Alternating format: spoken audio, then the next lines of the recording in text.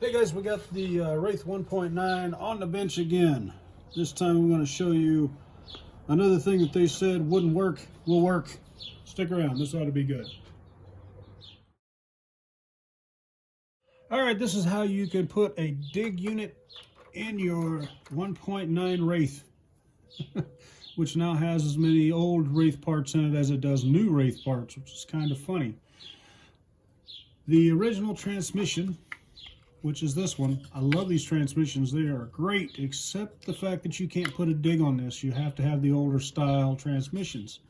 And you can't make the older style transmissions work with them, blah, blah, blah. It's not worth the hassle to try to put the older style Wraith transmissions on these cases, even though the bolt holes do sort of line up. So basically what I did is I took the original Wraith transmission out of my blue Wraith, which I did the dig unit on. You can go back a little over a year ago. I did a video on putting a dig system in that transmission, and I put it in here.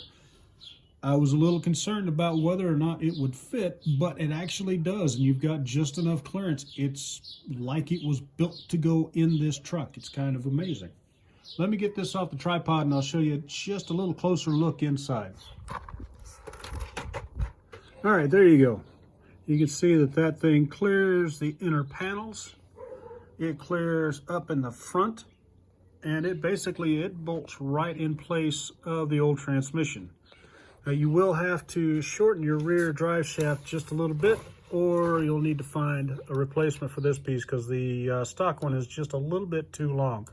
So if you don't have a spare one, you can always just cut your drive shaft down a little bit on these plastic ones, put it back in there, and everything works out fine. I did try this out in the backyard just to make sure everything works, but I will have an actual run video of it probably over the weekend. But I was a little shocked. I mean, everything comes out. It's really close on the drive shaft, but so was the original one. It wasn't quite so bad, but you know, considering what I'm getting out of it, I'll deal with the clearance issues. It'll eventually self-clearance, I believe, is what Ben told me. But all you'll need to run this, of course, is a third channel to run the servo. What I'm using is just one of those cheap plastic geared servos that we all pull out and basically just toss on the side. But I've got that in there.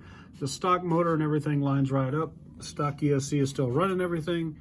So everything came out probably better than I expected.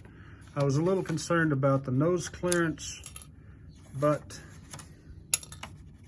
so you can see there's enough clearance down there, even with the extra battery tray, that it doesn't cause any interference down there with the transmission. All right, that's just a quick one on this one. If you got any questions, drop them in the comments section down below. Catch me on Instagram if you want to talk to me. Thanks for watching, guys. Good luck on the trails.